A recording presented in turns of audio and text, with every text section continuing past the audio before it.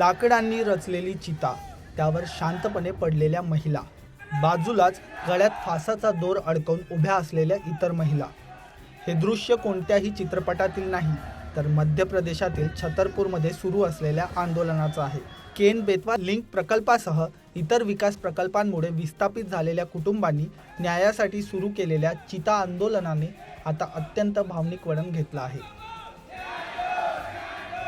जो केन बेतवा लिंक परियोजना है, जो इसमें भ्रष्टाचार हुआ है, इस पर एक बातचीत होनी चाहिए कि इसमें क्या हानि है, क्या लाभ है, और इसके साथ साथ लोगों को, जिन लोगों को सूची छूटी है और जिन लोगों को मुआवजा नहीं मिला है, उनको पात्रता रखते हुए मुआवजा दिया जाए। जो लोग अपात्र हैं, कई सारे जो ऐसे लोग हैं जिनको नाम जोड़ दिया गया है जबकि वो पात्र नहीं है, तो उनको उन पर सख्त कार्रवाई की जाए और जो जायज़ पात्र लोग हैं उनको न्याय दिया जाए। और इसके साथ साथ महिलाओं को पैकेज नहीं दिया गया है, तो महिलाओं को विशेष पैकेज के रूप में 3 एकड़ ज़मीन दी जाए, जो धारा 11 है, धारा 11 2026 से, क्योंकि लोगों को आज की डेट में विस्थापित किया जा रहा है, तो धारा 11 2026 होनी चाहिए। आंदोलनाच्या 10व्या दिवशी 11 महिलांनी प्रतिकात्मक चितेवर झोपून आपला आक्रोश व्यक्त केला, तर 6 महिलांनी प्रतिकात्मक फाशी घेऊन प्रशासनाचे लक्ष वेधण्याचा प्रयत्न केला। या महिलांचं म्हणणं आहे की जमीन गेली, घर गेलं, उदरनिर्वाहाचं साधन गेलं, आता जगण्याचा आधारच उरलेला नाही। त्यामुळे जिवंत असतानाच मृत्यूची वेदना जगाला दाखवण्याचा हा प्रयत्न असल्याचं आंदोलनकर्त्यांनी सांगितलं। छीन लिया है, जगह जमीन जंगल जमीन सब हमारा छीन लिया है, कुछ नहीं हमारा बचा है। तो हमारी यही मांग है शासन से कि हमारी मांगें पूरी कर दें या मार दें, या हमारा पूरी करें मांग।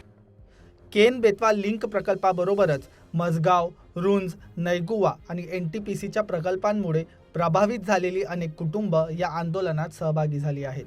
आंदोलनकर्त्यांचा आरोप आहे की त्यांच्या जमिनी आणि घरे संपादित करण्यात आली, मात्र अनेकांना आजही योग्य मोबदला मिळालेला नाही।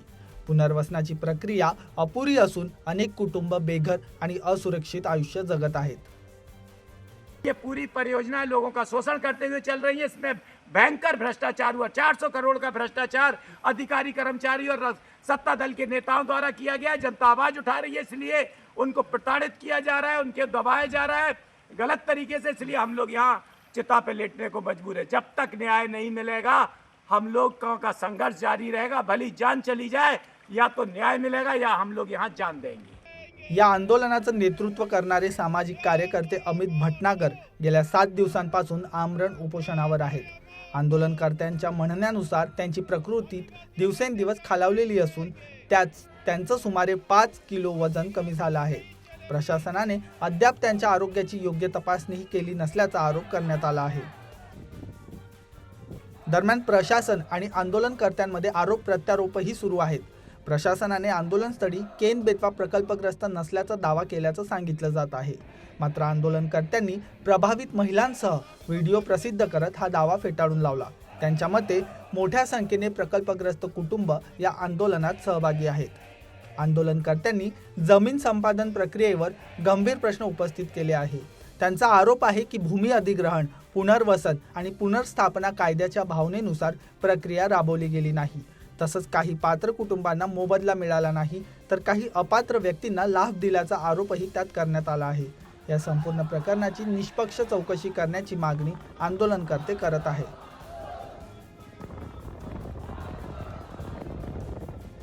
पाऊस, उन्हाळा आणि प्रशासनाचा दबाव या सगळ्यांवर मात करत छतरपूरमधील हे आंदोलन दिवसेंदिवस तीव्र होत आहे। माती सत्याग्रह, जल सत्याग्रह, प्रतिकात्मक फाशी आणि आता चिता आंदोलन अशा विविध मार्गांनी विस्थापित कुटुंब आपल्या हक्कासाठी लढत आहेत। योग्य मोबदला, सन्मानाने पुनर्वसन आणि कथित अनियमिततेची निष्पक्ष चौकशी होईपर्यंत आंदोलन सुरूच राहील, असा निर्धार आंदोलनकर्त्यांनी व्यक्त केला आहे।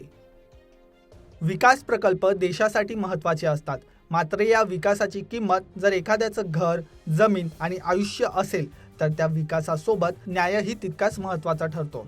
छतरपूरमधील हे आंदोलन अनेक गंभीर प्रश्न उपस्थित करत आहे। या प्रकरणात प्रशासन पुढे काय निर्णय घेणार याकडे आता सर्वांचं लक्ष लागलं आहे।